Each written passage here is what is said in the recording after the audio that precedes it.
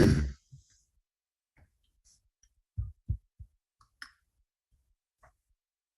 you press start? And we're ready. Welcome to the Environmental Commission meeting, Encinitas Environmental Commission meeting, Thursday, July 14th.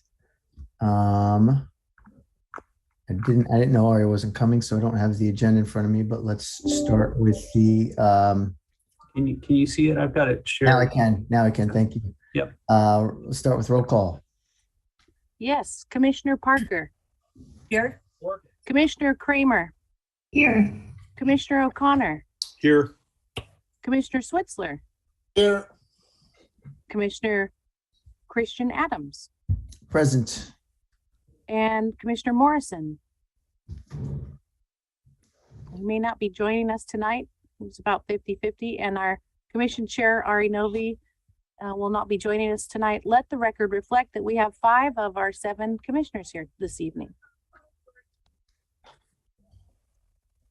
Great. Okay. Let me see. The Pledge of Allegiance. Commissioner, who wants to lead us in the Pledge of Allegiance? Commissioner Kramer, would you like to? Well, thanks a lot. Sure. I pledge allegiance to the flag of the United States of America and to the republic for which it stands, one nation, under God, indivisible, with liberty and justice for all. Okay, thank you, Commissioner Kramer. Are there any changes to the agenda? There are no changes to the posted agenda. Fantastic. Moving right along, are there any oral communications? I will take a look and see if we have any.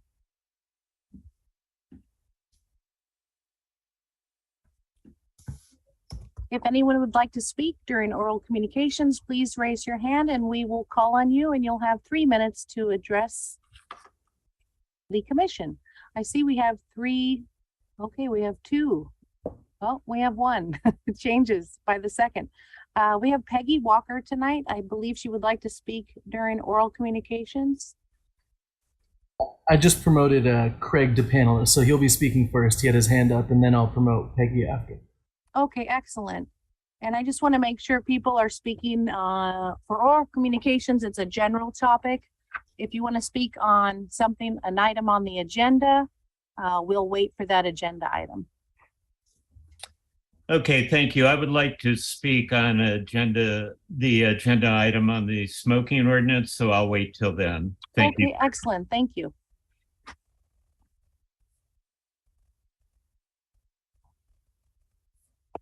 And Peggy Walker, would you like to speak during oral communications or on an agenda item?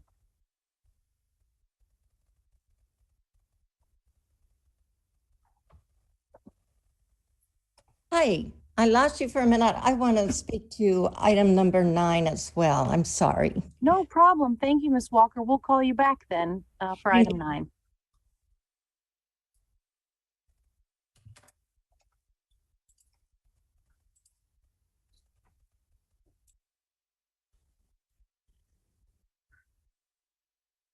Is that it, Camino? It appears we do not have any oral communications tonight. Okay. Thank you, And if Camino. I'm incorrect about that, we can call them back later on in the meeting. Okay. I don't see anyone raising their hand at this time. Thank you. We like to be flexible at the Environmental Commission meeting. All right. So then moving right along, if Chris Calistran is ready, and I don't know if someone asked him to speak, if someone would like to introduce him, otherwise, if not, Chris, take it away. Sounds great. I'm also here with one of my associates, Ryan Allen. So I'll just say a few words about myself, then I'll have Ryan say a few words just to get some background on both of us, and then we'll dive into their presentation. So to start off with, thanks for having us here tonight to talk with you all about canopy cover and trying to set some new goals for the city of Encinitas. My name is Chris Calistran. I'm the city arborist. I've been the city arborist for several years now. I'm the liaison with the Urban Forest Advisory Committee. So this presentation was given to them a couple months back, and now we're presenting it to you. And then I'll just let Ryan, you there? Let him I'm share here. really quick. Yeah, so Yeah. then this is Ryan. Hey everyone, good to meet you all. Ryan Allen, I lead our urban forest management planning group with DUDEC, and so within that I do work with a lot of cities on canopy cover studies and setting canopy cover goals and thinking about all the various factors that go into determining an appropriate canopy cover target for a city. So I'm just here to help answer some of those questions that you might have later. Oh, perfect. Thanks, Ryan. Yeah. So my expertise lies within trees, and Ryan is more, he does a lot more with canopy cover assessments and working with municipalities. So I thought it'd be great to have him here to answer some additional questions if they came up. So I'm gonna just go ahead and give the presentation.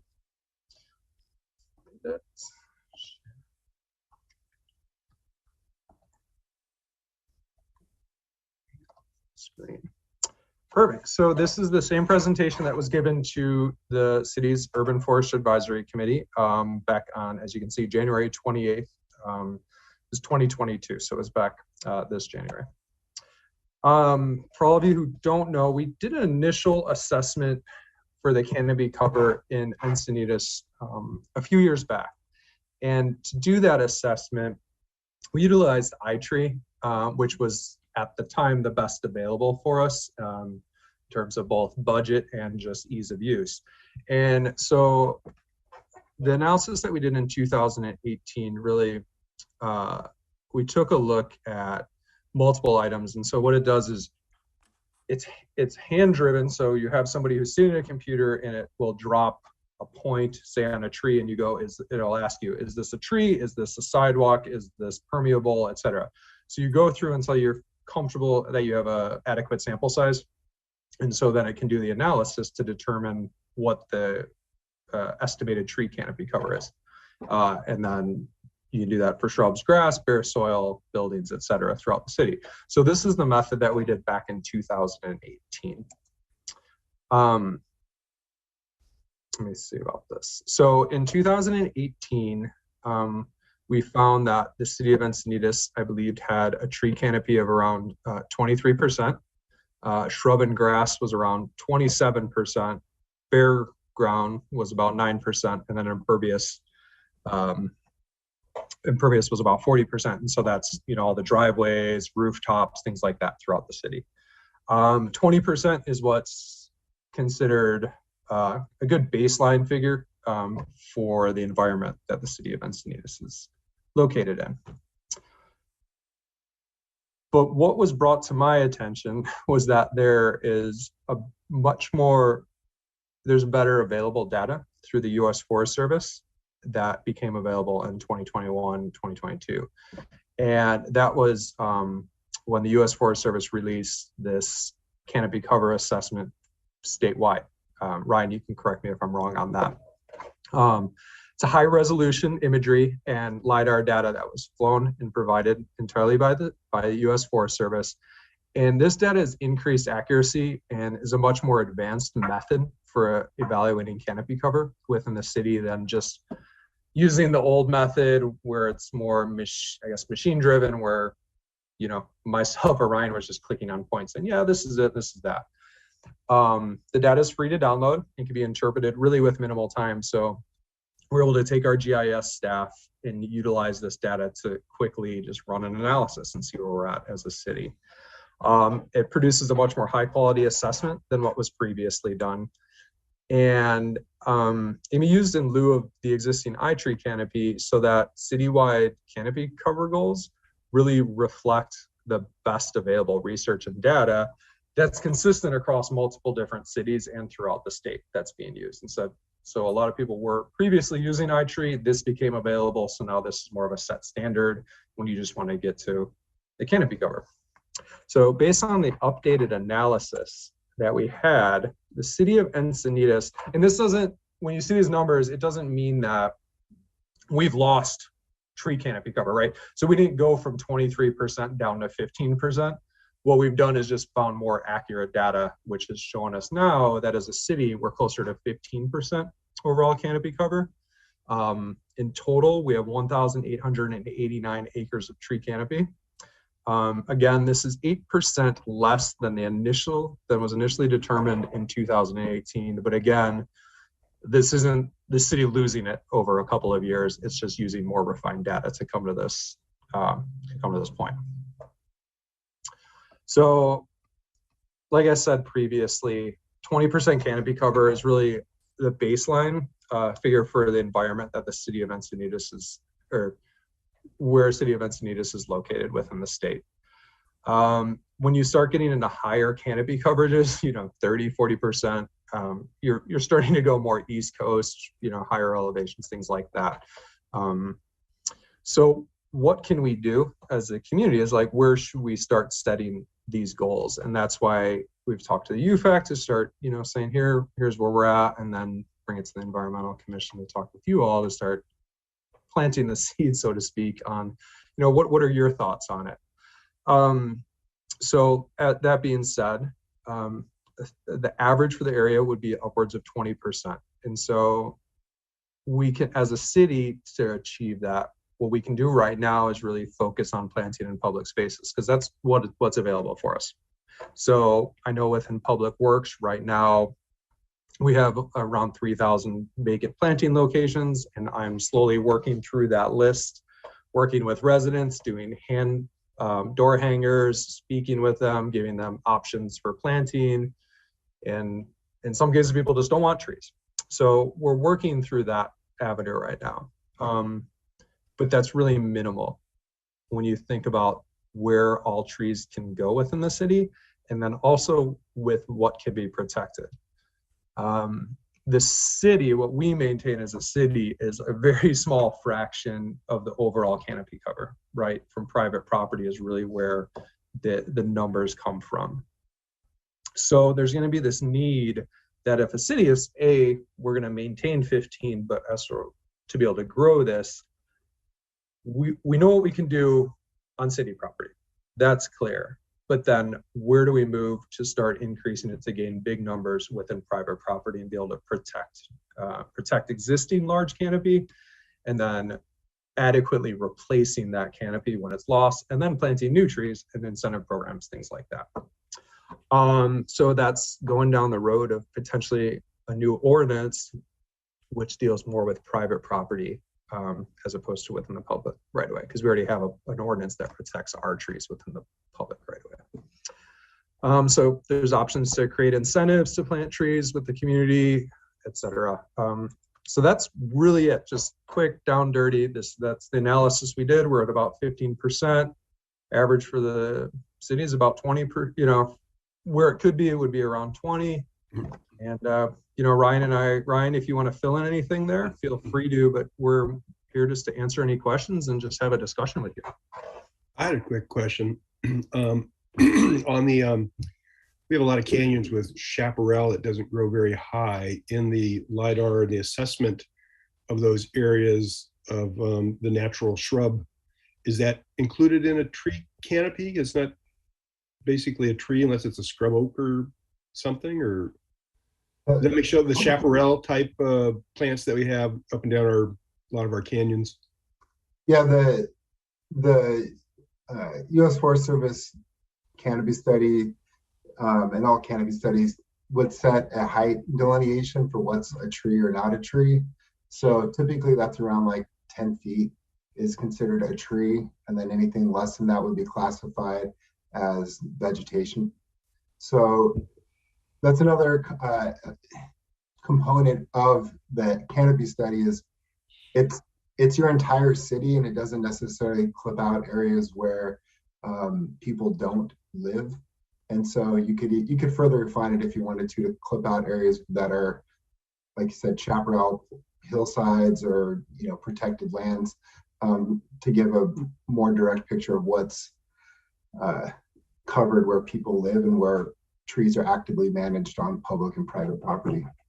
Yeah, I would think that maybe you stand there and they're 6 feet tall, but they are native and they're beautiful, but they may not qualify as a 10-foot tree, but it sure would assist in the greenness of a report on our percentage of canopy, I guess. But Yeah. does it qualify? It doesn't qualify, but I don't think anybody's gonna go in there and plant trees over the top of it. But No, and the point there is that's a totally different type of habitat that should be protected in its own right for wildlife and the species that supports. So, because there's always been a question, it's like, oh, we have all this open space, let's go plant trees there. Well, no, because that's a different type of environment, and so we can't just go wipe out something else because we have this self-fulfilling prophecy to plant more trees within the city. So really.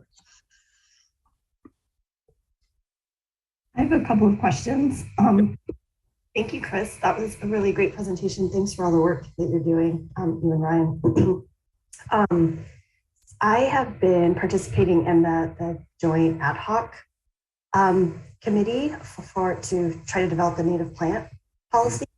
And so I was just sort of wondering, I know you've thought a lot about this, but as we're trying to reach these goals for more trees, the policy will require that, I believe, species planted on public land will need to be natives.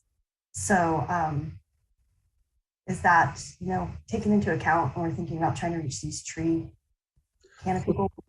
The remainder of this additional 5% we're trying to reach to get to 20% will need to be all native trees.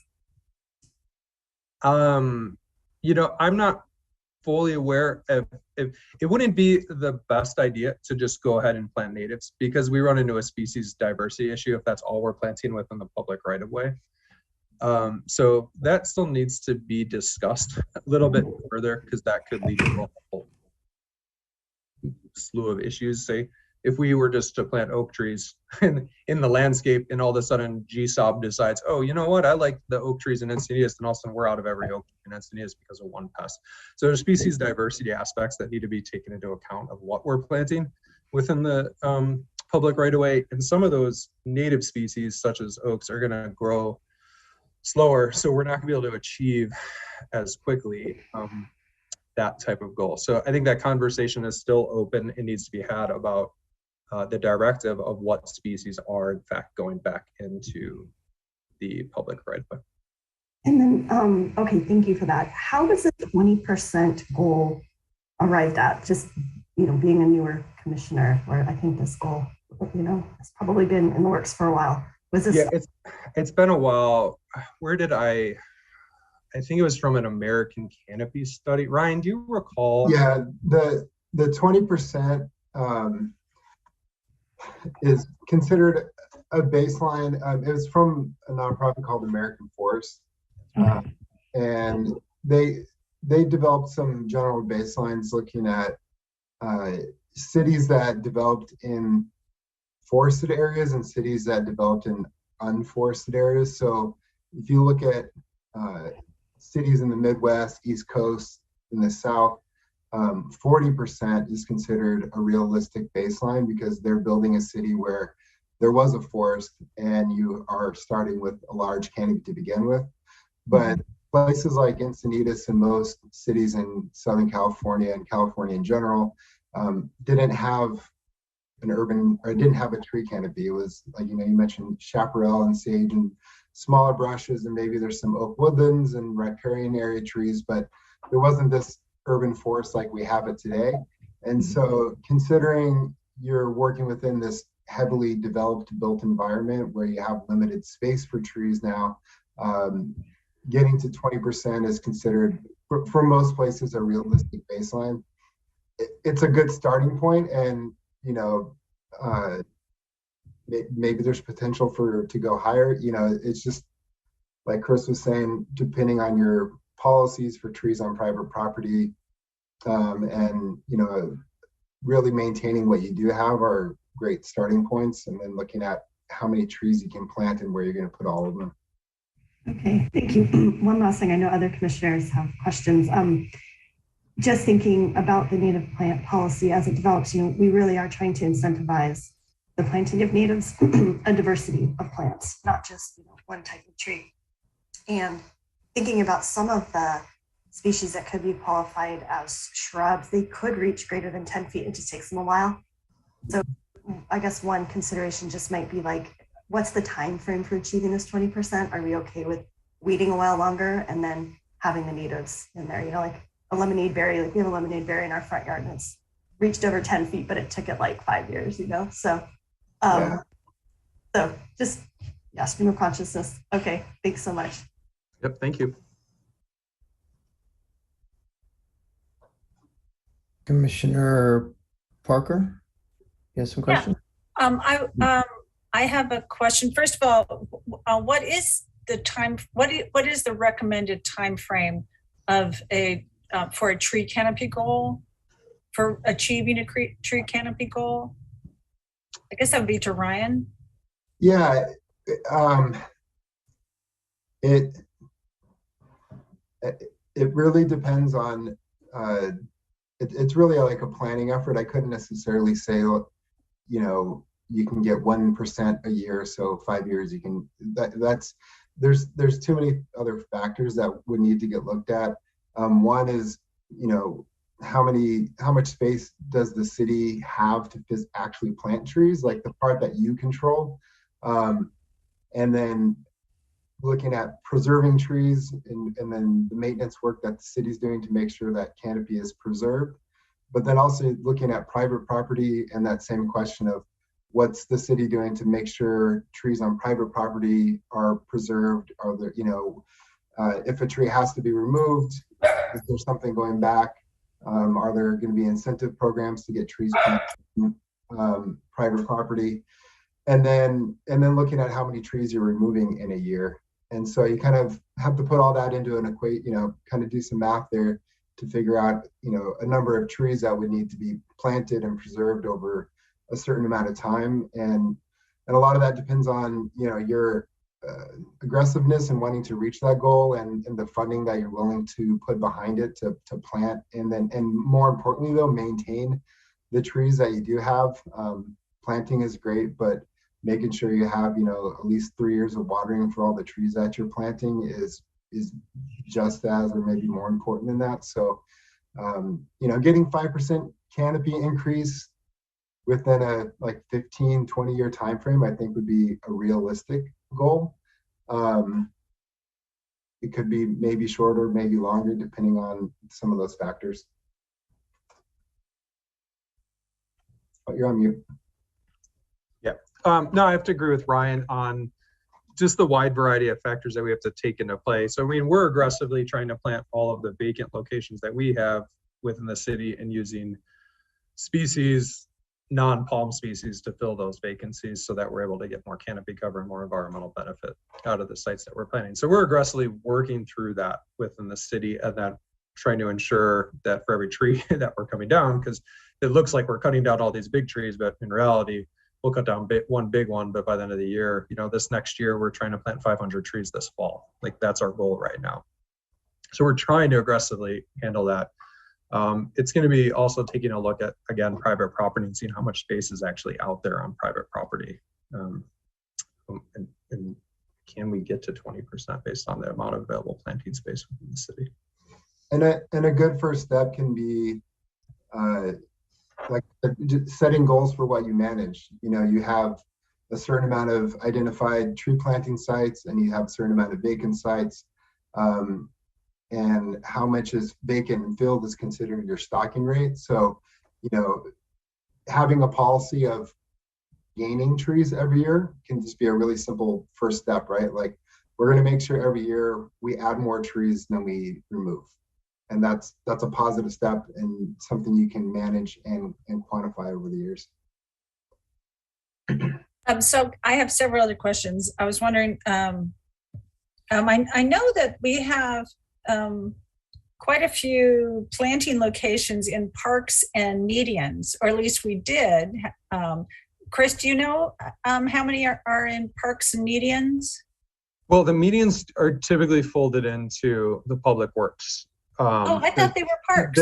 It depends if it's irrigated or if it's non-irrigated. So they do have some, but public works probably has more. It's tough to tell.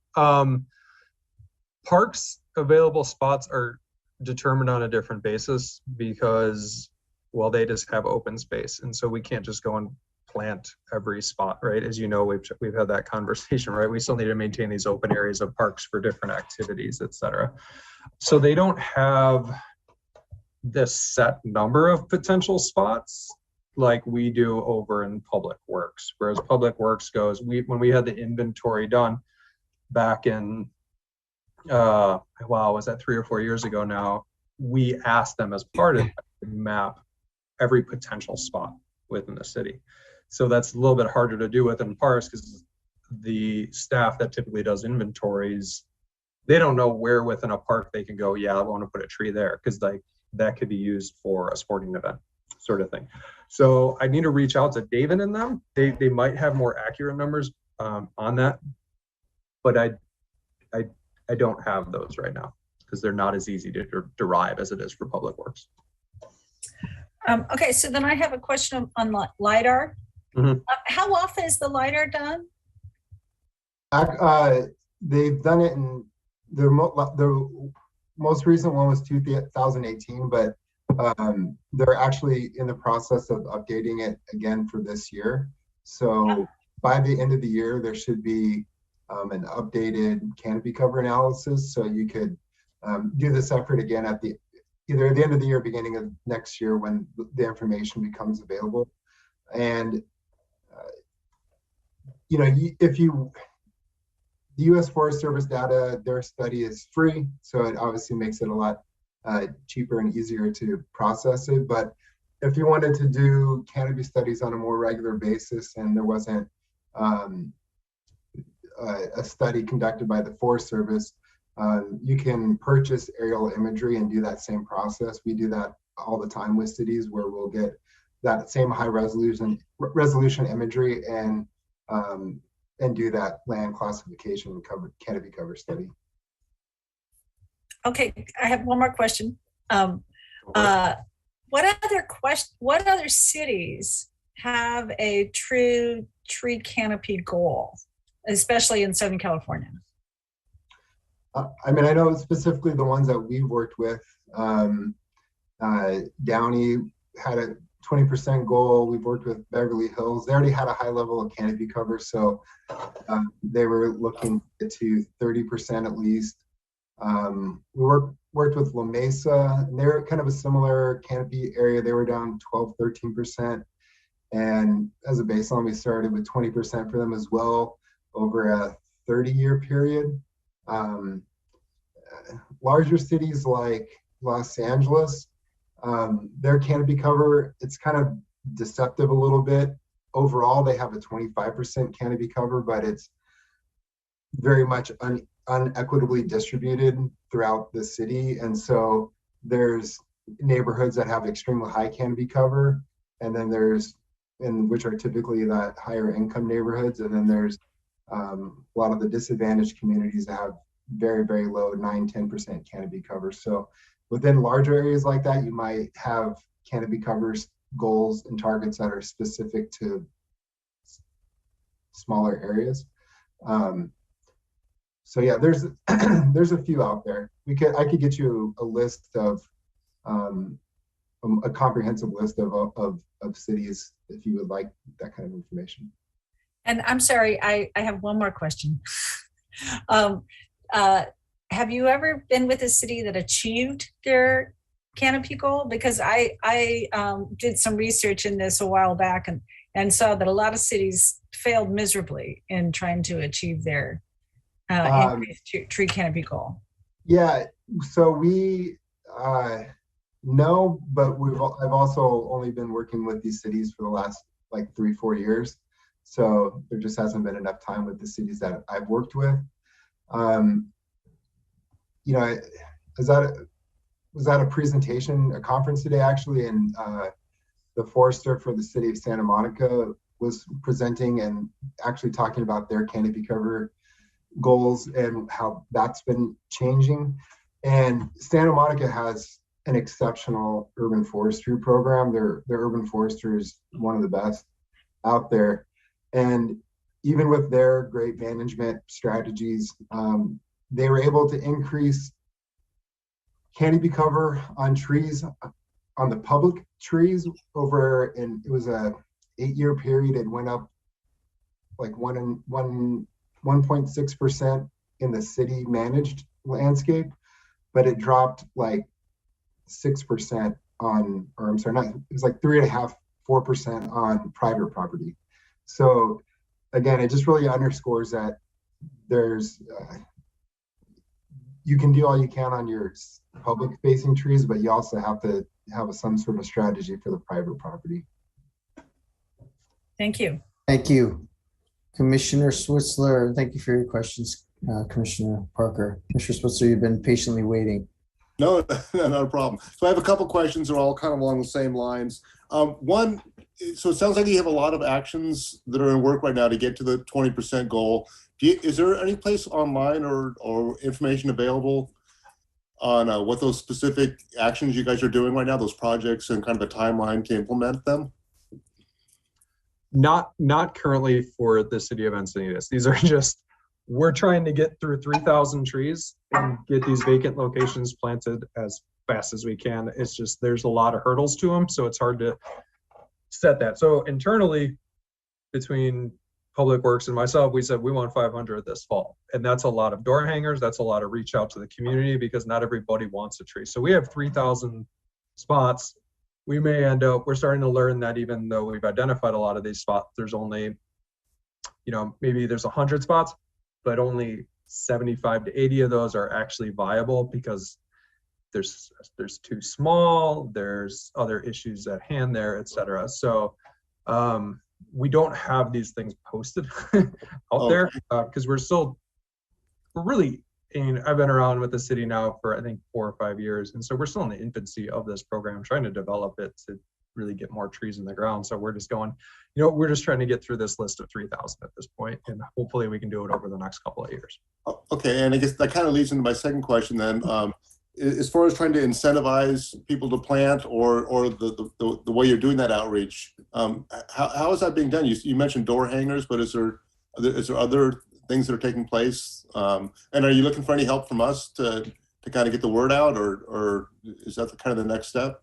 Yeah, I mean, so from Public Works standpoint, because we're manage so many of our vacant locations are literally in people's front yards. And so there's a lot of communication that needs to happen with them to go. That's why we're doing these door hangers saying, here's 3 options, right, of what's best for your site. But there's also a 4th option that says, I decline a tree. And we're finding a lot of people don't want trees. So we need to get some more education out to the public. And if that comes from both UFAC, the city itself, and from the Environmental Commission, that's going to take huge gains. Just to let the public really know, like, it's important to plant trees. And if it's going to go, we also let them know if it's going in the public right away, we're going to maintain that tree. We're going to water it for 3 years. We're going to weed under it. We're going to maintain the stakes, et cetera, to ensure that these trees are going to make it through to the next day. Yeah. We're just not planting them and saying, cool, here's a tree, have at it, right? So we're trying to do the best that we can with those trees. And then we're going to maintain it moving on. Now, if somebody notices a tree starting to need some water, we want them either to give it some water or to give us a call. So it's really, though, that public outreach of those people who don't want trees, maybe if we can convince even a small percentage of them to recognize how important a tree is over turf, right? But turf has people like it. We grew up with. So, yeah. So is there some contact information? I know people that would be interested, but how would I get? They can always just reach out to me if they want a tree planted in the city. We are working through a new form that's going to go on the Urban Forest Advisory Committee website. Carol's been helping out with that. Because the form as it stands is combined with a tree removal form and a tree planting form. So we're hoping to split that out from the 2. And then we'll do some sort of public outreach that says, hey, if you want to request a tree, go to the UFAC's website, fill out this form, it'll come to me, and then we'll work with you to plant a tree in here right away. And then, sorry to tail onto that, SDG&E is doing a lot of work to get trees on public or private property right now where they're giving away trees. And I know they've been in the city in the past and are going to, on their website, they're incentivizing, you can go out and buy a tree and they'll reimburse you for like up to $50 or something like that right now for a tree if you want to go buy one. Yeah. Great. Good to know. Commissioner O'Connor. Yeah, Chris just mentioned it, but I wanted to thank Chris and the city, other than the old part of Encinitas. And the door hangers must be working, because on a few surface streets around where I live, the trees are going in different varieties. I see employees coming back and weeding and watering to give them a chance of survival. So definitely going to beautify this part of the community and add to that tree canopy data. So my hat's off to the effort. Thanks. I'm glad you're seeing that happen out there. Somebody's seen us doing some of this work. It's always nice. Yeah. Well, thank you. Yep. Thank you. Ryan and Chris, appreciate your time and coming out and answering all our questions. And unless anyone has any other questions. I just have one last thing. I'm really interested in this program about learning more. Many of us are serving our first term on the commission. So Chris, if you point us towards any online resources, I think we would kind of devour that just to get a little bit more familiar with the program and the palette of trees that you're drawing from. And yeah, absolutely. Yeah, give me a couple of weeks. I can put together just maybe an overall packet of the program for you all. That's something you can take a look at. We've updated the admin manual recently. We have a planting plan for the city, which needs to be updated ultimately. But yeah, we could definitely put a package together for you all. Just to, thank you so much. Yeah. Yeah, great work. Thank you.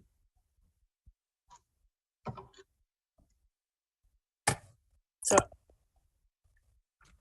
I had a question. All right, I wanted to say that the climate action plan includes planting 100 trees per year.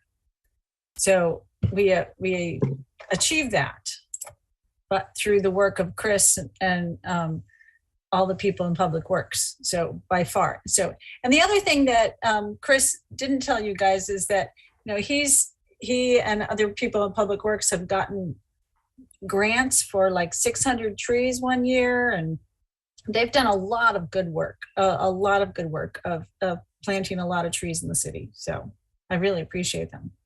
Thank you, Carol. We try. I think it's often just seen that there'll be one huge tree that is met its time, and that's what gets focused on. But we do a lot of hard work. So I really appreciate you recognizing all these other things that happen outside of the purview of everybody. Yeah. Okay.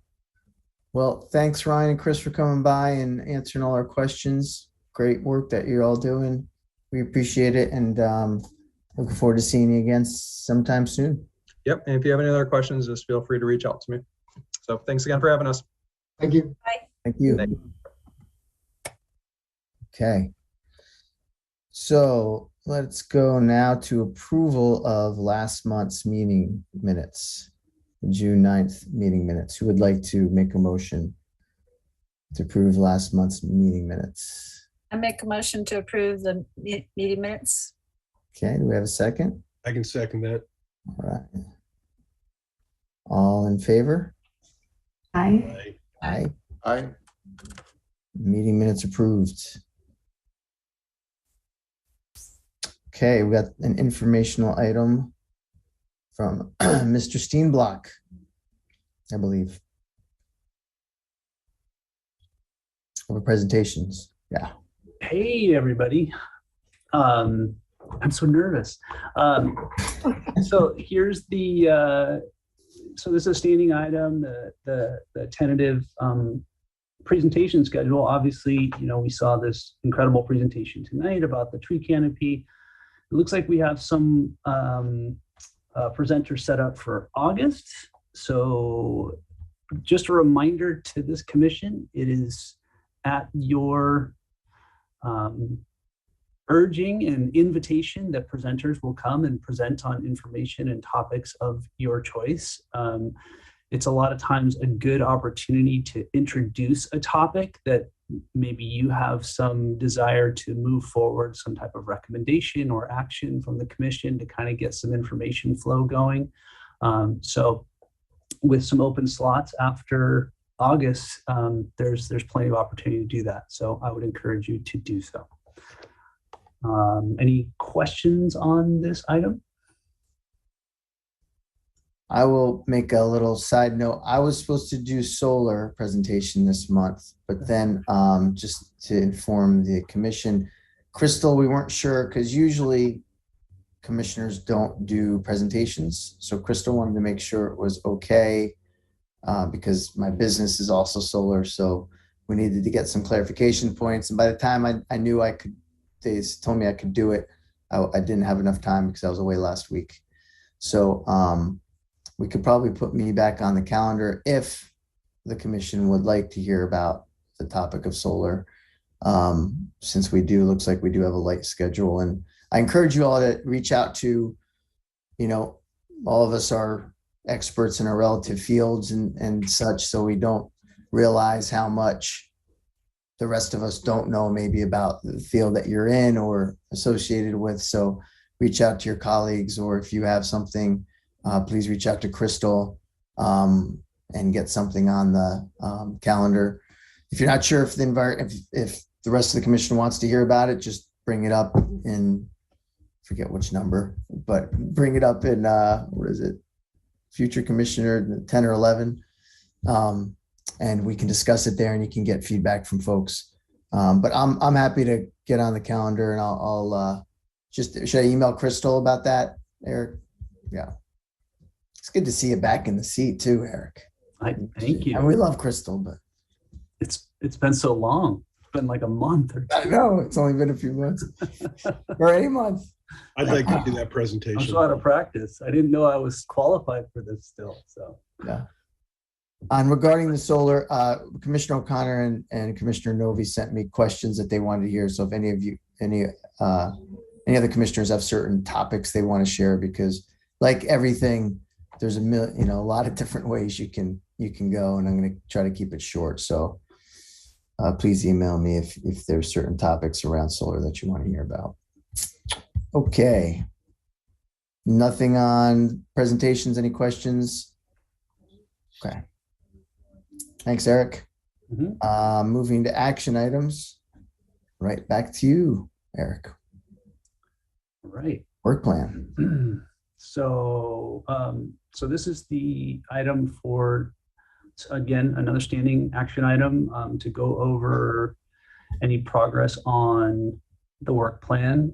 It's intended to really kind of reorient on the work plan and capture kind of an ongoing overview of what is being accomplished from month to month. This particular month, and this will kind of dovetail into the next item. It's important to really use this, and this is why it was established, to kind of track the activity of the commission each month, because what will end up happening is this will go forward to the city council with a new work plan. So as the new work plan, which we'll get into on the next item, is developed and then ultimately brought to city council, that's presented in parallel with, and this is all that's been accomplished over the last year leading up to this. So this is a good place to capture that. So anyway, that's just me reorienting everybody on that. So a few items that are included in this July update, obviously captured in red. Just reminding everybody this is an action item. So if you're comfortable with all the language that's in here, we'll go ahead and look for a motion. But under goal number 1, it looks like Commissioner Parker has served on the community grant evaluation panel on behalf of the Environmental Commission. Goal number 5 under integrated pest management policy will be included in the native plant policy. So that must have come up as part of that conversation. For goal number 8 under CAP implementation, this looks like it might have been an update or an add-on. July 13, 2022 will request filing with Building Standards Commission. Immediately thereafter, I feel like I'm reading this out of context. Ordinance 2021-13 was adopted by council on October 27, 21. The ordinance is currently under review by the California Energy Commission and is anticipated to be approved by the California Energy Commission Board on July 13th. So that was yesterday.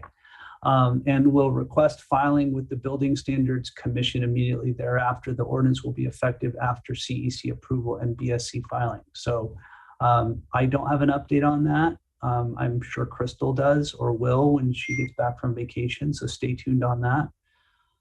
What else? It looks like Commissioner O'Connor has been added to the goal number 16, the San Onofre nuclear generating station. So that action has been taken. So any thoughts or additions or suggestions on any of this language? Otherwise, we can move forward looking for a motion.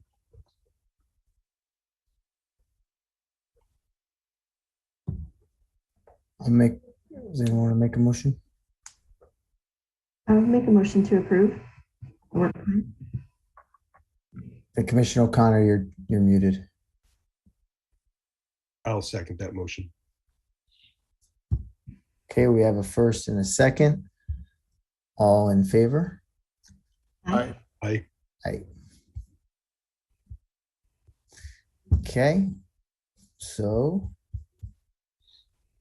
we have approved the July 2022 work plan. Okay, off to action item B. So item 8B is essentially the first step towards developing the new work plan. So that will be the 22-23 work plan. I can pull up the agenda report just for reference, but essentially each year in September, the commission will bring a work plan to the city council. So in order to get that started, it's usually around this time, either June or July, that a subcommittee is established to sort of draft out that work plan with the intention of drafting a new work plan, establishing some new goals, refining existing goals. Really, it's an open landscape. And then bringing that draft work plan back to the commission. So presumably either in August or early September, because the intent is to bring it to city council by the end of September. So the subcommittee, the work plan subcommittee, would bring that a draft work plan to the commission. The commission would recommend that the city council adopt it. It would get brought by staff and the commissioners to the city council for approval, and then just move forward and complete all this work on the work plan. So the intent of this item really is to establish that subcommittee, and so we'd be looking for volunteers to participate in that process. We can have a maximum of 3, and so I'm going to turn it over to the commission now to go ahead and discuss and convene and make some recommendations or commitments on this.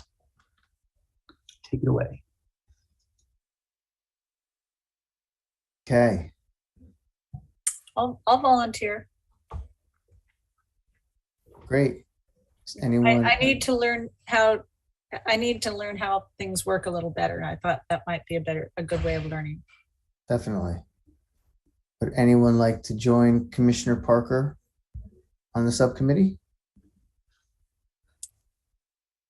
I can volunteer. I participated last year and learned a lot from it, but mostly because Ari was part of it as well. So I think we need a seasoned veteran. I think if you've been through it, Commissioner Kramer, you're more than well qualified, and with Crystal or whoever we can get, guidance, or even Ari or myself can help you. But I think Eric was extremely helpful too. So that sounds good. Awesome. Yeah, I'm definitely willing to volunteer. I don't want to take the spot of someone who has more experience. I'm probably the newest on the commission. So, but I think that's a great idea. Like Commissioner Parker said, it's a great way to learn. Okay. Intricacies. So, so that's 3. So that's I think full for a subcommittee. So to develop. So What does this do? ideally, we'd bring a draft back next month in August. Or worst case, I shouldn't say worst case scenario, but there is an option to potentially bring it back to the meeting in September, because the intent is to get a draft approved by the commission that is then ready to go to city council. So it would have to go to city council later that month. I don't have the dates in front of me, but that's kind of how it would run. So, I mean, in a perfect scenario, it's or kind of the fast track, it gets completed over the next month before the next commission meeting. So is the nuts and bolts of it that you would take the existing one, move things over from this current one that everyone believes should stay in, and then evaluate any that haven't had any movement and remove them, and then brainstorming to additional new items for the work plan? That's what this group would be working on? That's exactly right. And I support those three when it's the appropriate time. Say that again. I support those three commissioners when it's the appropriate time to make that motion, or if it needs a motion. Sounds like a motion to me. Is this need a motion, Eric? Yeah. Okay. Yeah. So was that a motion? Motion to appoint Commissioner Kramer, Switzler, and Parker to the subcommittee to develop the 2022-2023 Environmental Commission work plan. I make that motion. And I'll second that. All in favor? Aye. Sorry, I was waiting for Ari to say all in favor. Aye.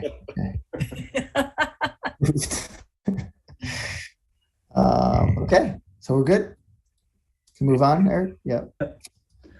Just a point of clarification on that. So with that subcommittee established, I'm sure Crystal and I can certainly be available to support. We'll probably pull a meeting together with the subcommittee, and we'll just kind of work out the mechanics of it, and maybe a meeting, maybe two, especially if we can meet remotely. It sounds pretty doable. So I will be communicating with Crystal, and we'll move that process forward. So thank you to the commissioners that volunteered. Great. Thanks, Eric. Thanks, Eric. Yep. Moving on to agenda number 9. Item number 9, commissioner initiated action agenda items. So Commissioner O'Connor has a recommended action. So I'm going to pass it over to you, Commissioner O'Connor.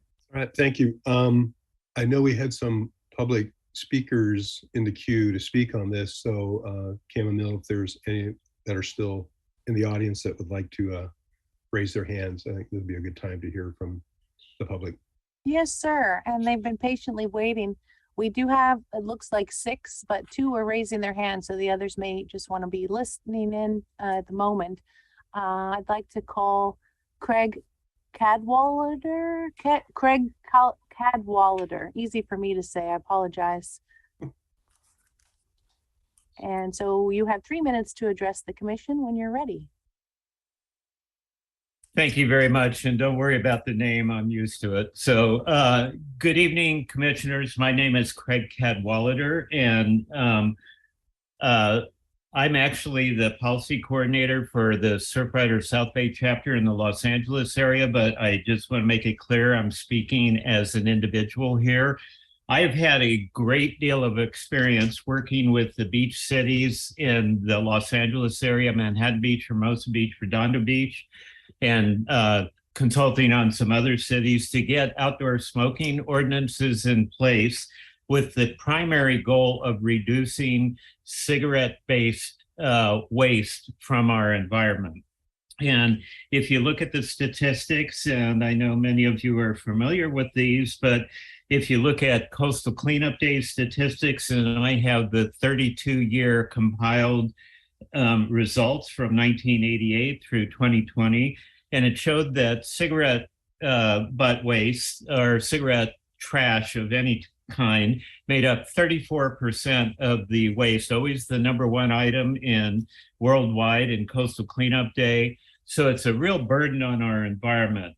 And I'd like to share a perspective from Manhattan Beach. We have worked on many five different tobacco ordinances in Manhattan Beach, culminating with a ban on tobacco sales. Manhattan Beach was one of only 2 cities in the entire United States, the other being Beverly Hills, that have achieved such a ban. But we started with an outdoor smoking ban, and I can tell you that the amount of cigarette butt litter in the environment dramatically decreased when the outdoor smoking ban was enacted. And it has a direct and immediate impact with fewer people smoking to reduce the amount of trash. And we know that for Manhattan Beach, for example, the TMDL requirements for total minimum daily load or maximum daily load requirements for each city.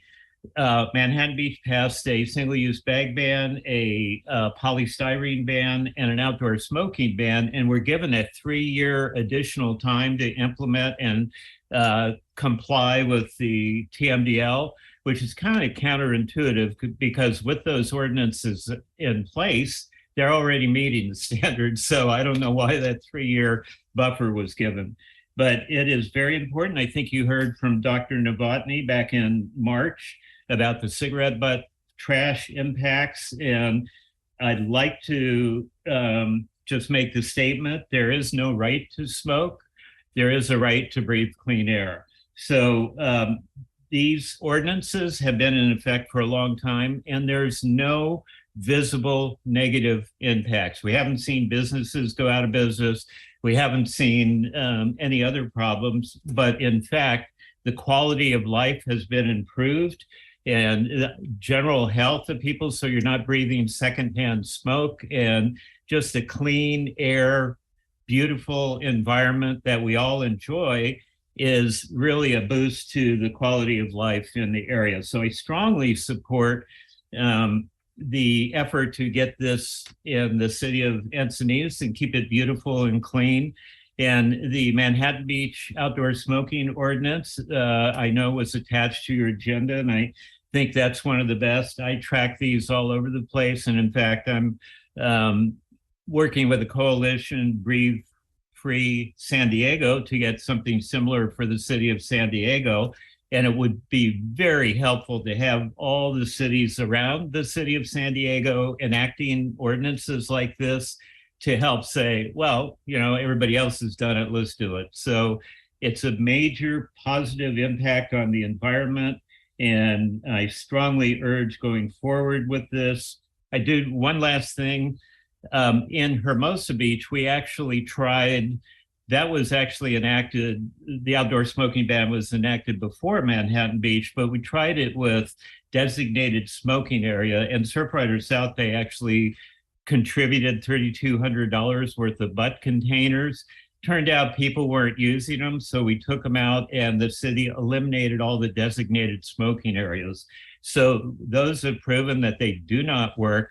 And we encourage to follow the Manhattan lead and not allow anything like that. And to strongly suggest, I would hope that the city council would adopt an ordinance of this nature. Thank you for allowing me to add my comments. Thank you, Mr. Cadwallader. Our next speaker is Peggy Walker. Ms. Walker, you have 3 minutes to address the commission whenever you're ready.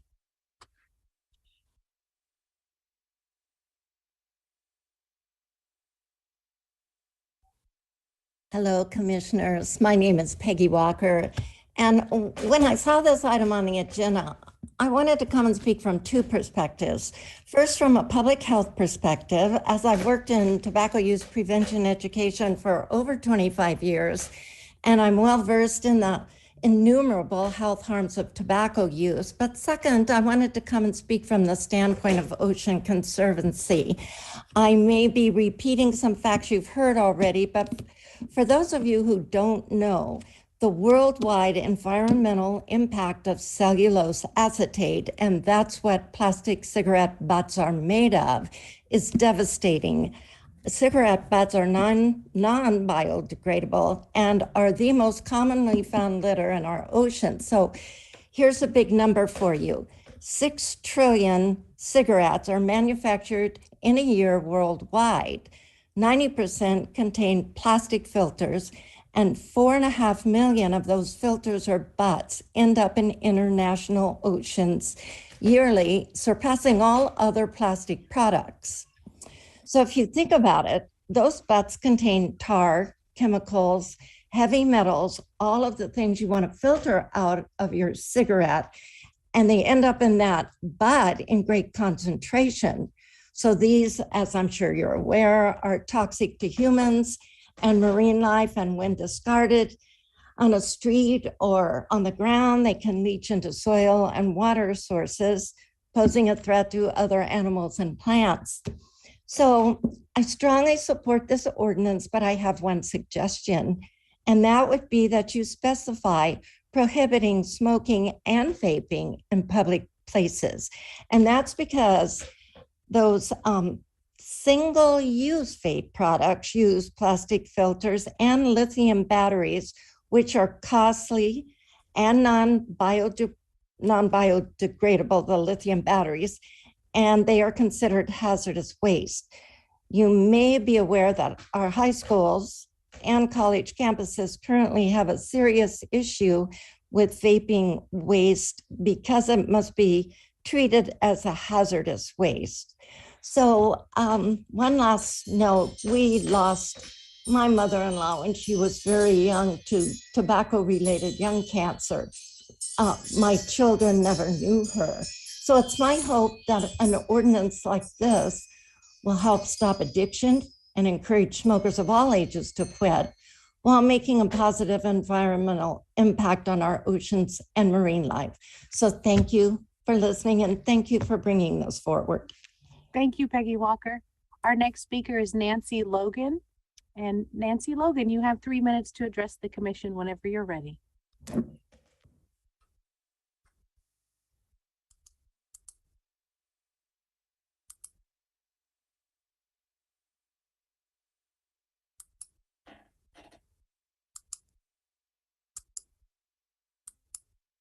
For Drug-Free Youth.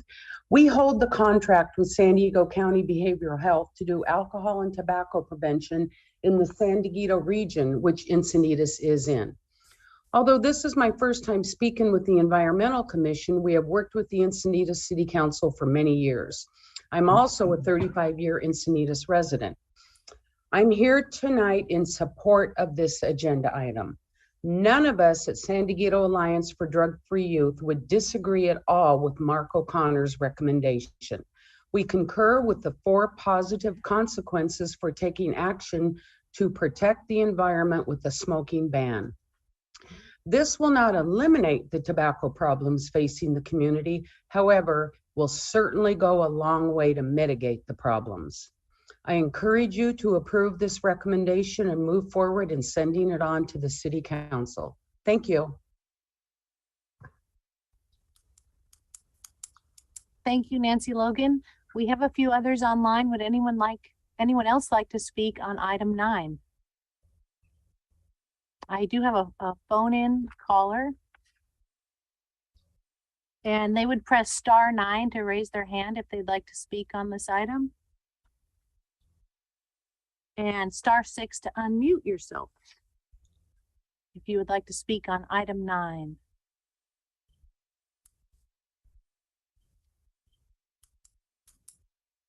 And we can close the public comment.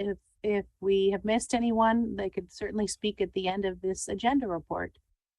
And I believe that concludes public speakers for item 9. Thank you, Kim. I just want to put Ms. Walker at ease that the language of all prohibiting all tobacco products would include the vaping cartridges and devices too. Do we have any written comments tonight? We had 2 emails that came through the Clean Water Program email, which is also the Stormwater Hotline. I'll just put that out there. We did have 2 in support, and those were shared with the entire commission and will be made part of the official meeting minutes for July. thank you. And I know I've got one of those, and it was from a nonprofit that I respect. It's from the Sierra Club in support of our efforts tonight. Okay, so first off, you got to be kind to me. This is my first agenda report. So I hope everybody received a copy of the agenda report. Not knowing that for sure, and because of the nature of this, I'm probably going to do a quick bullet point highlight of the agenda report for those who are listening in. I do want to make one correction, and I omitted to include Commissioner Kramer as a co-author. Katie Prooft and added a level of expertise to get this document polished and to the point where it's before you tonight. I apologize, the correction could not be made in time to be on the document in front of you, but it will be changed for any future use. And then also within the subcommittee format, Commissioner Swissler did also email me with ideas and comments, which are reflected in this report also. So I don't have a presentation per se, and as I mentioned, I will try to bullet point and highlight for the public record what is contained in this report. So it kind of goes back to our work plan in September 22nd, 2021. It's goal number 14. It gives us the authority under plastic pollution, continue to identify and develop strategies to recycle and regulate plastic pollution sources. And we all know that the acetate cigarette filter is about 98% plastic, so it qualifies. We did have Dr. Novotny speak to us back on March 10th of this year. He talked about the marine waste, and one of the key takeaway points was that he made is less cigarette smokers, and areas to smoke mean less cigarette butt pollution. And Mr. Caldwell also referenced that in his public comments. You go into analysis, and again, it's been mentioned, worldwide tobacco waste products are the #1 thing. It's actually 4.5 trillion cigarette butts have been removed from beaches and areas throughout the world. Local data from Surfrider showed, and this was pre-pandemic, 2019 to 2020, 52,722 butts were recovered. One of our sister organizations, I Love a Clean San Diego, recovered 33,121 butts in one day alone during their coastal cleanup day in 2019. And in 2020, I Love a Clean San recovered 35,322 filters during that day's event. Now, this data underestimates the amount of cigarette butts being recovered because there are many people on their walks on streets or on the beach pick them up and dispose of them properly and don't report that to a nonprofit that collects this type of data. Tobacco waste it's on top of page 2. Tobacco waste is a major source of marine pollution. Cigarette fibers there's about 15,000 in a strand included in a plastic fiber, and when they degrade, they just become smaller and smaller pieces of microplastics getting into the environment. A UC Berkeley article mentions that microplastics in the ocean are ingested by marine organisms and make their way to the food chain, into species that are consumed by humans. Increased levels of plastic pollution have resulted in a proliferation of microplastics in the air, soil, drinking water, and our oceans. A recent study by the Medical University of Vienna, published in the journal Exposure and Health, shows that the average person consumes approximately 1 credit card's worth of microplastics each week through a simple act of breathing, drinking, or eating. You go down further, a very important thing to note is that the filter was put on in the 50s to make it easier for someone to smoke and hold on to the device. The filter was allegedly to help prevent some of the carcinogens from getting into the lungs, but it's been shown that you have to draw down harder and get it deeper into your lungs to get the desired effect through that filter. But in 1959, the former US Surgeon General, Dr. Leroy E. Burney, stated the filter-tipped cigarettes have not proved effective in materially reducing the hazard of lung cancer in smokers, and that's true to this day. Earth Day Org states in a article that they wrote, when the toxins of plastic are improperly disposed of, they slowly leach toxin into the natural systems, presenting a serious threat to us and the environment. I tried to attach some potential cleanup costs to the report, and I had an excellent conversation with our stormwater manager. The State Water Resources Control Board adopted a state trash amendment allowing 2 tracks that a city could take to mitigate stormwater pollution.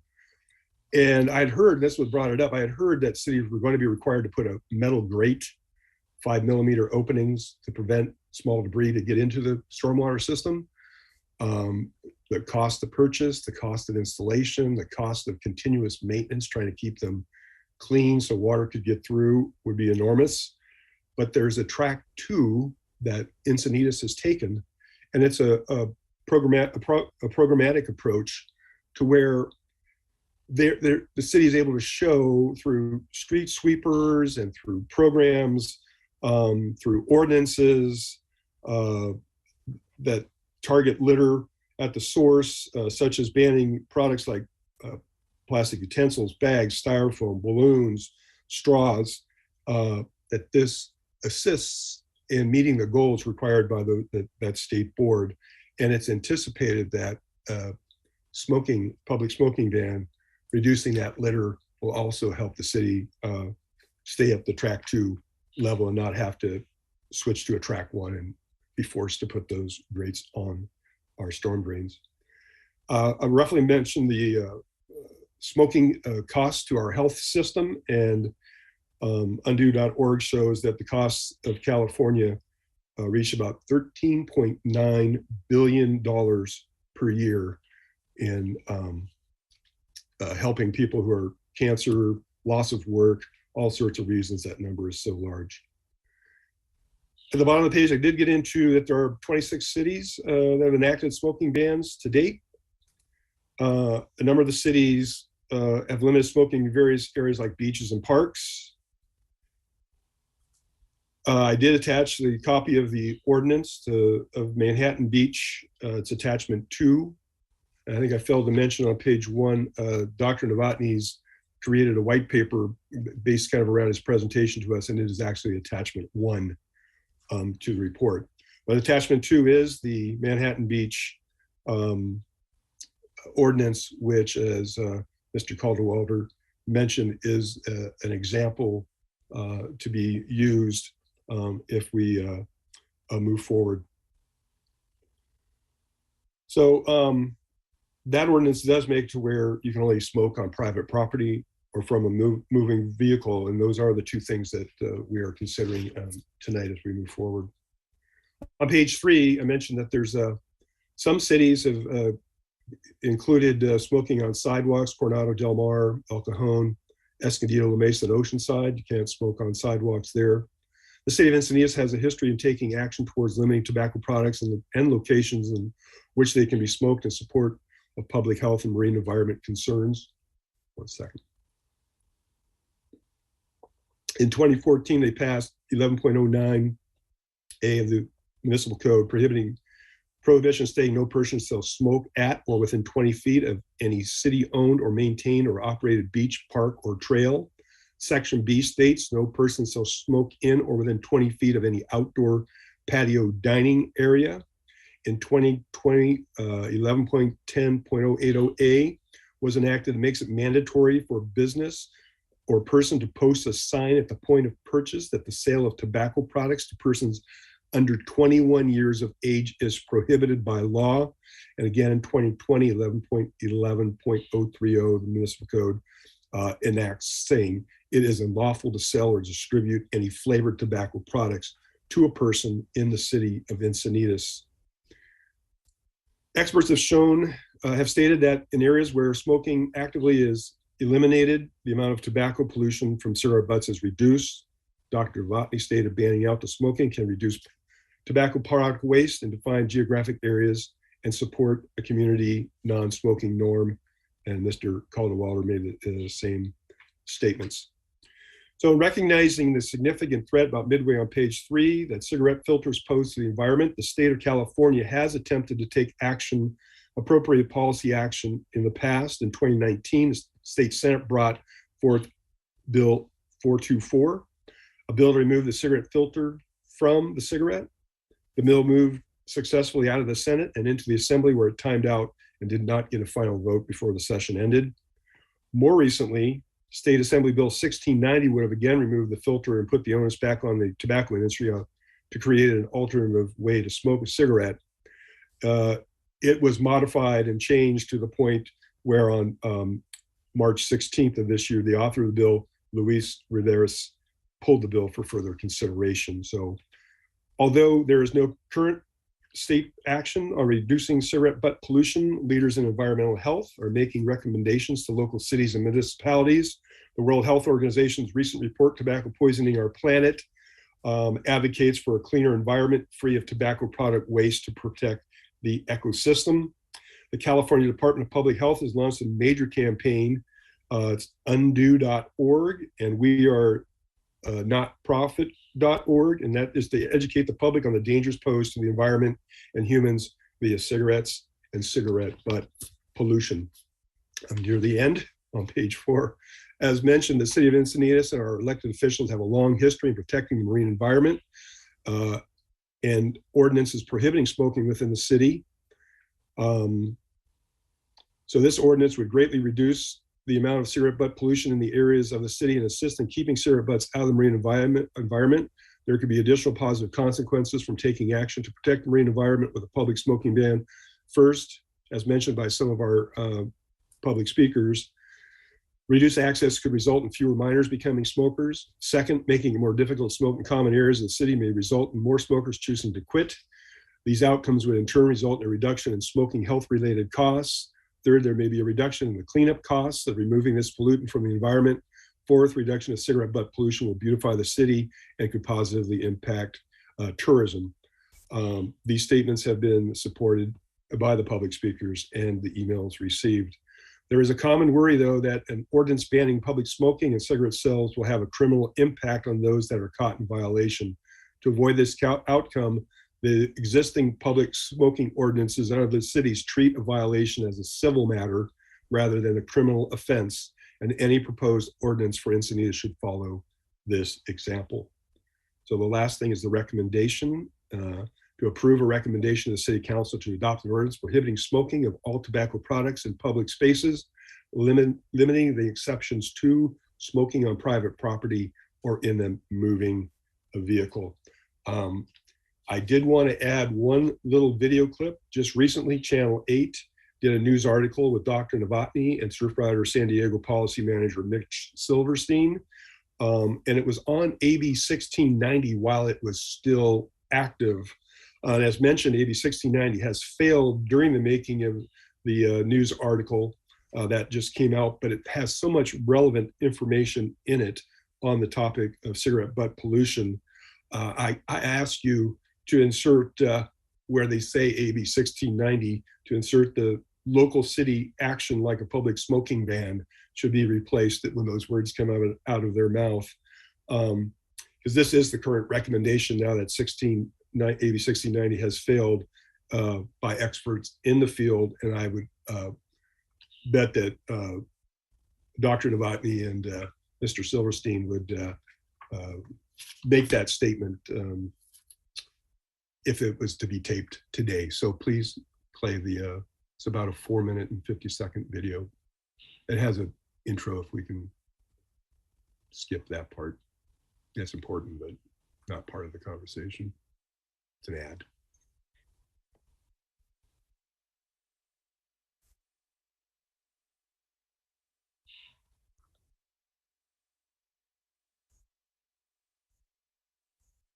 And I have no volume. I can't hear it either. So we can get to our IT person for a volume check.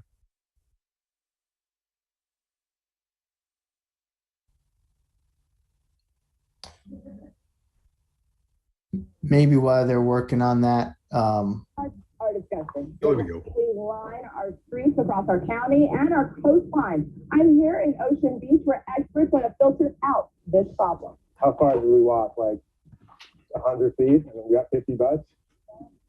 Yeah, it's nuts. It's nut balls. Well, I for one second that notion, Mitch. This cultural defender is Mitch Silverstein with the San Diego chapter of the Surfrider Foundation. We took a morning stroll, or should I say patrol, in Ocean Beach, where it didn't take long to find cigarette butts blending in amongst the sand. It looks like an ashtray. You know, it's like the beach is not an ashtray. And if you think, well, I'm only putting out one cigarette butt, where's the harm? Think about this. There's 6 trillion cigarettes manufactured globally. You put one, the next guy puts one, the next million people put one, and what we find is that about a third of all the litter that's picked up from the beaches is cigarette butts. You tell him Dr. Novotny. He is the professor emeritus at the SDSU School of Public Health. This environmental concern is echoed by many organizations, including the National Oceanic and Atmospheric Administration, NOAA, citing cigarette butts are the #1 marine pollutant in the world.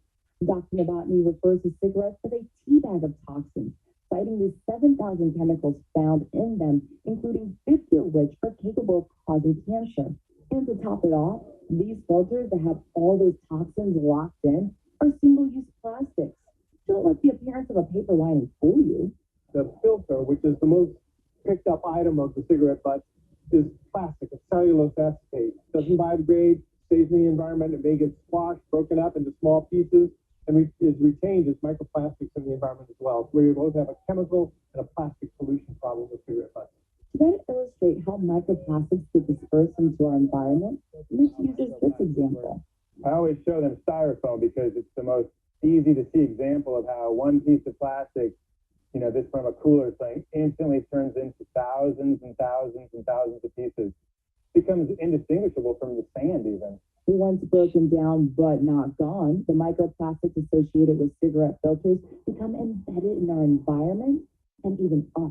It's also a sponge for toxins. So it soaks up toxins, fish eat it, and we eat that fish, and we get those toxins, and we get that plastic. So we're eating it. When it comes to putting out this issue, Dr. Novotny advocates for an upstream way of preventing this top pollution. He wants legislation passed that would ban the sale of filtered cigarettes, citing the filter itself has no health benefits. It's not just the environment.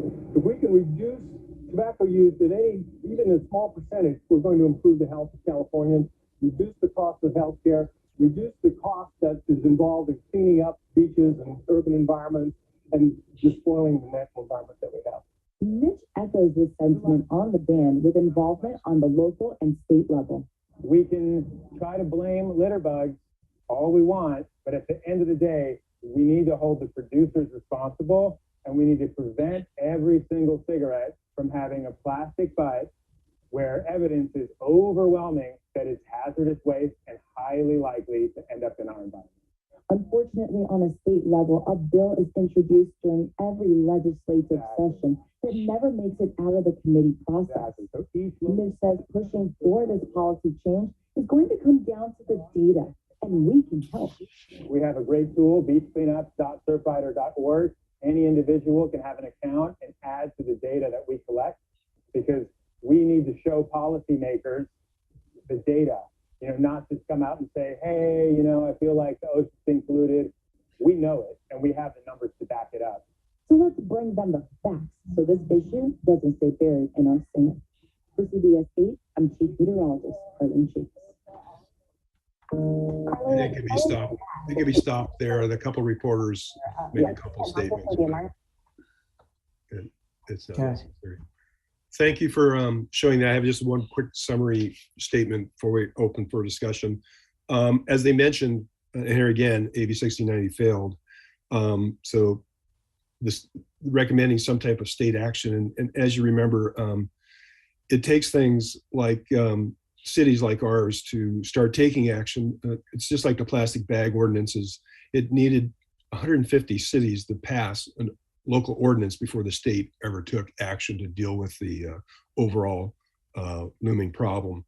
So local cities need to take more public smoking action as signals to the state that something needs to be done. As Mr. Caldwell of Breathe Free San Diego mentioned, similar Work is being done in San Diego. We need to set the standard in the city of Encinitas to send those signals to not only our sister cities in the region, but to the state that more needs to be done. Again, this report recommends the city council adopt an ordinance prohibiting smoking of all tobacco products in public spaces, limiting exceptions to smoking on private property or in a moving vehicle. At this point, I'd like to open the floor for discussion. Couple things before we do that. I believe the meeting goes till 7 usually, so I think we need to extend the meeting. Is that correct, Eric? 7:30. Oh, it does go to 7:30, so we're good. Yeah. Okay.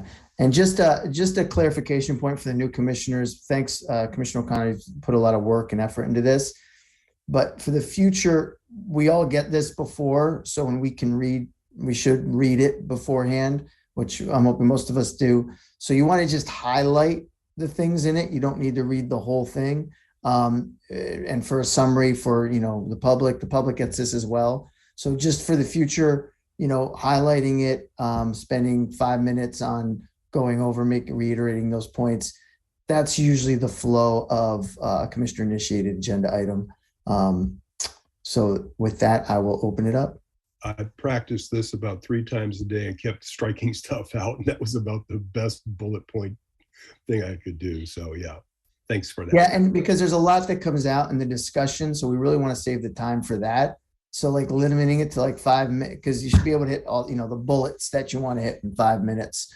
And the details we should be able to read because it's obviously you've put a lot of work into this. It's pretty detailed. Okay, who has some? Commissioner Parker. Hi, yeah, thanks, Mark. It was, you did a lot of work for that. So my question is, I read what the Encinitas regulations are now, but I'm not really understanding where can people smoke now that they will not be able to smoke in the future with a ban, a full ban. Right now, on every sidewalk, walking through downtown, North El Camino Real, Encinitas Boulevard. So are they allowed to smoke on the beach? No, so beaches and parks and trails currently have been. So it's mostly sidewalks. Yes, it's all the other public spaces within a city.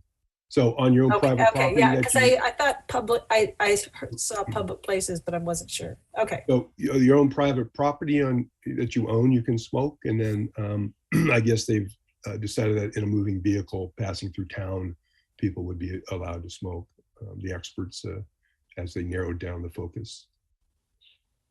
So if you're walking down the 101, walking down the sidewalk in front of your house where I live, everywhere. And I see debris on my walks all the time on Neptune and La Mesa, and it's everywhere. And I would hate to taint everybody, but I do say this once in a while. If you're going to the doctor's or an appointment or something, when you pop out of the car and you're looking at the door and trying to get there, take a second and look down. And when you do, and I hate to do this to you because once you see it, you can't unsee it. You'll see this litter literally everywhere. I have a little visual on that. I was asked to do, I don't know if the screen is showing me, but I asked to create a 50-50 drawing. And this is about a 1 gallon container. And in 2 days, in walking around Encinitas, it now contains over 2,000 cigarette butts that I picked up. So you'd had to guess and be the closest person would get half the pot, but it contains, in simply 2 days of my walking, not a very long distance or for very long, it has 2,000 butts in it. Commissioner Switzler. Yeah, just a couple comments. Fully in agreement and alignment with these goals. I mean, I think all of us, are totally against the pollution and understand the impacts and agree that we need to make every effort we can to eliminate it.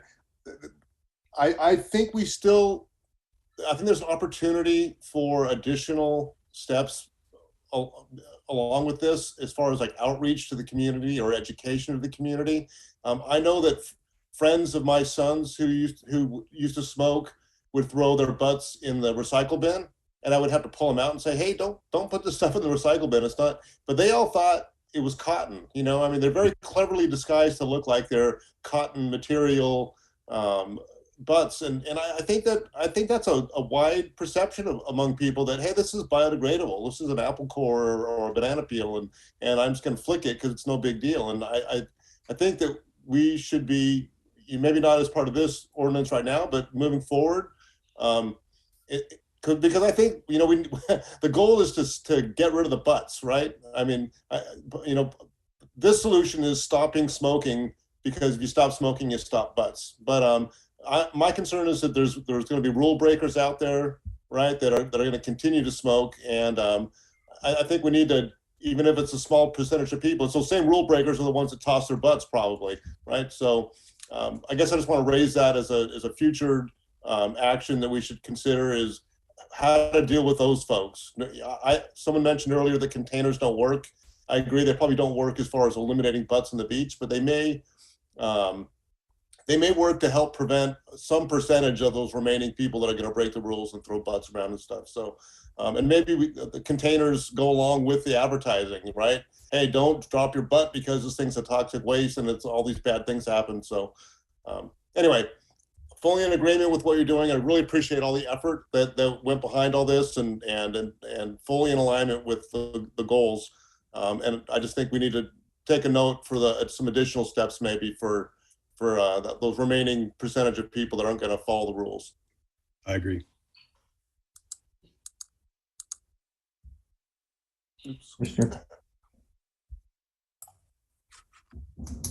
Commissioner Kramer, did you have anything? I wanted to, this is a question actually for Eric. Sorry, sorry, it was Commissioner Kramer. Did you have anything? Oh, sorry. It's okay. No, sorry. I was just scratching my head. Thanks. Go ahead, Commissioner Parker. Sorry. Okay, so I'm totally in agreement with Commissioner Switzler about we need to do some education and public outreach in terms of teaching people that the butts are plastic. Because I didn't know that before Dr. Novotny's presentation a few months ago. And so I don't think it's well known. And I do think a lot of people are really on the bandwagon of reducing plastic pollution. And I think if we, if there is public outreach, I think that would be pretty effective. You know, possibly even before the ban. I don't know. So my question to Eric is what does the city do, and how can the city help with this public outreach? Or well, in a lot of ways. So you know, all these initiatives. I mean, I've been down plastic bags and leaf blowers and balloons and straws and styrofoam and you name it. And so all of that requires, it doesn't require, but it's good practice to really put that out to the community as an engagement process before the ordinance even goes before the city council. So a lot of that effort happened with balloons. You know, there was a lot of public outreach. There was a web page set up. There was notifications sent out. There was social media blasts. There was all sorts of stuff. So the same exact thing would happen if this ordinance started moving through that process, started moving towards a policy decision by city council. And then I do agree with you. I think there's a really strong message, you know, that surrounds this, and not only as public process building up to the policy and decision making, but also after that. So something rolls out, you know, we would want to get that message out to the community using those same exact channels. And so the message is, it's part of our best practice. It's something that we would, if this starts to take form and starts to move forward towards decision making, we would absolutely do that on the front end and as well as the back. I would volunteer to help in any way necessary to get more education out there to the public as that approaches the point needed to be done. Cool. I have some thoughts on this, so I'm going to be, I think, sounds like the dissenter here, but you know, I think the issue is what that guy in the Surfrider in the video just said from Surfrider, that it's, you know, the manufacturers making these plastic, right, and that's the root of it, and there's not much we can do as a body here to combat that. And I think I totally agree with getting education. I did not know that the butts were plastic until I was on this commission. Agree with banning it on the beaches. I think that's, but not allowing people to smoke in any public space in the whole city. I think I just don't, I'm not on board with that. I think that it marginalizes people that, you know, I know smoking a lot of times is lower income folks. And so if someone doesn't have a yard, now they're having to smoke inside. Someone that's homeless, right? They're, you know, and a lot of times they're smoking, right? Someone that's homeless, they're going to get a ticket for smoking because they can't smoke in any public space. So I'm not for the way this is written because of some of those reasons. And even for someone that, you know, I smoked in my 20s, did not know that these were, that was plastic. You know, for someone that's walking their dog and wants to smoke a cigar while they're walking their dog, like that just doesn't. So, but it's more for, but I do see the point of how impactful this is. Commissioner O'Connor, you've done a really good job of laying that out and what a big deal it is. I would be for banning the beaches. Sounds like we've already done that. But I feel like there should be spaces where people can smoke. And I just feel like I'm not for banning in all public spaces. Understand how it would impact, you know, people would smoke less, right? And we'd be less on the healthcare system and all that. But I don't think it should be done in this way. I think it needs to become through more education and other means. So yeah.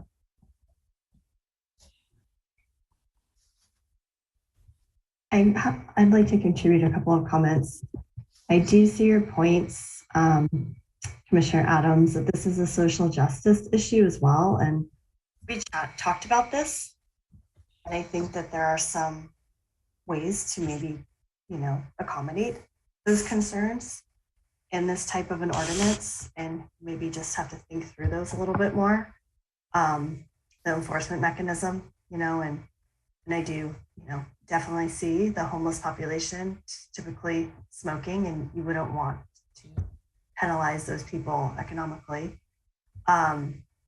Another point I want, and so that's the discussion we probably need to have about how to think through those, maybe a tiered approach or something like that with enforcement. And then another issue is that even though smoking has been banned in Encinitas for quite some time, every day I'm on the beach, people are smoking, vaping, teenagers on the beach vaping. If Encinitas were to go to be like a smoke-free city, a tobacco-free city, I think that would go a long way towards just prohibiting smoking on the beach too.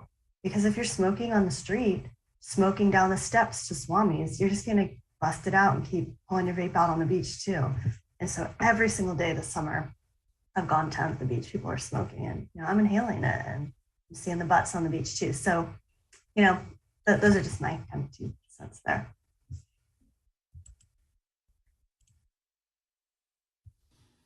Well, if we don't have, do we have any more comments? I would just like to say, as we vote, if the ordinance at this level can stay as strong as it is, we know as it rises to the council level, they're going to have issues and concerns and might weaken it, might strengthen it, might not hear it. So I would like to give them the best tool that they can have to start, and knowing that there's potentially others that, you know, may want to modify this recommendation down the road. Okay. Well, if anyone would like to make a motion, we have to make a motion to vote, I believe, Eric, yeah? The motion is up to the motion. Pass. You can make a motion to approve, you can make a motion, that's up to the motion maker. So I'm Got it. So for right now, we're waiting for a motion If someone wants to make a motion. Maybe Commissioner O'Connor could make a motion. Sure. I will make a motion that we recommend as written that this agenda report be approved to move forward through the city process to create an ordinance as written, stopping smoking in all public places and limiting exceptions to private property and moving vehicles. Okay, do we have a second? I'll second. Okay, we have a motion and a second. So Chamomile, do you do a roll vote here or correct? No, you can say all in favor, and we have ayes and nays perhaps, so. Got it. Okay, so all in favor? Aye. Aye. All opposed? I'm opposed. Nay? And the motion passed 4-1. That's correct. Congratulations. All right. Thank you, everyone. And all the concerns are noted, and I do agree with the educational component. And I think my 100-page agenda. Get back to, oh, sorry, you got it up there. Okay. And So I promise my next one will be 5 minutes or less. Updates on items of interest to commission, announcements by commissioner, member staffs. Any items for number 10? Does anyone would like to contribute anything? Announcements? Nothing? Speak now. There's a beach cleanup at Moonlight this Saturday between 9 and 11. So if anybody would like to come down and join a bunch of people who like to make that spot absolutely pristine, come on down. Awesome. Very appropriate. We just talked about. Anything else? Okay, moving along. Future commissioner initiated agenda items. So this would be discussion of topics that, like Commissioner O'Connor just brought up, right? Discuss it first. How does everyone feel about this? I'm thinking about putting a motion or putting this together. This is where we would discuss that if you have an idea. Yes, Commissioner Parker. Yes, I would like to put forth a agenda item on creating a city tree canopy goal. Okay. So what kind of discussion do you think we need here? So it sounds like they kind of have one, but you're kind of more formalizing it. Is that what you're? Right. So the city does not have a tree canopy goal. It has a goal of planting 100 trees per year for the climate action plan. And and people see that as a goal, but I think if you have a tree canopy goal, and usually the goals are, what I've seen are over like 20 years of increasing the tree canopy. And then and I believe then you can then use that for requirements in with the Planning Commission and also with the development in development. So I think it would be really good to have a formal tree canopy goal. And I would like to get started on that. So the 20% that Chris was mentioning, I thought was that not the goal? There is no goal. Oh, that was just a number he said that they'd like to do? So the 20% that he was talking about was saying that that's a general rule of thumb for this type of area, and that we're down at 15%. Understood. I mean, it could be that the one thing that I was thinking is that it would be nice to see a second year or second analysis to see if it still matches the 20%. Excuse me, if it matches the 15% that was determined earlier. Got it. And they're saying that that's going to be at the beginning of the year. But I think, I don't know how long these processes go to create an ordinance that will institute a goal. And I actually, to tell you the truth, I need to talk to Eric a lot because, or Crystal, and or both, about, is a goal part of an ordinance, or how is that then dealt with within the city? Could it be something that is put into the work plan as a action item, and would a resolution be a level that would attain the proper level you're looking for? You got a very big approval look from Mr. Steenblock. Yes, that would probably be an appropriate thing. How convenient to work into a work plan. So if that's something, and then that just provides the opportunity, number one, it gives the council the opportunity to opine on a possibility. And then in terms of how you develop policy or what approach you want to take, we'd be happy to discuss that, where that best lies, how that acts and interacts with the community, whether it's an ordinance, whether it's a policy document, whether it's a strategy within the climate action plan that's a little more defined and measured. There's opportunity there. So I think that's a good starting point is definitely, if you want to, kind of socialize a little bit by bringing it into the work plan, and then go from there. We'd be happy to help develop whatever approach you feel is appropriate. But this is a good place to bring it up and kind of start some back and forth with the commission to express your interest in bringing and developing something to bring forward in the future. But stepwise, I think the work plan's a good approach, and then we'd be happy to work with you. Great, thanks. Mm-hmm. Idea too. So we can kind of just dig into this. Yeah, exactly. Yeah. Any other comments? So it sounds like, Commissioner Parker, that most of us are in favor of a tree goal, canopy goal. A vegetation cover goal, at least. Yeah. Discuss that.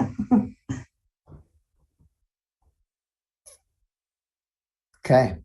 Any other future initiated agenda items everyone's thinking of? If not, then we can move to 12. All in favor of adjournment? Aye. Meeting's adjourned. Thank you, Thank you, everyone. everybody.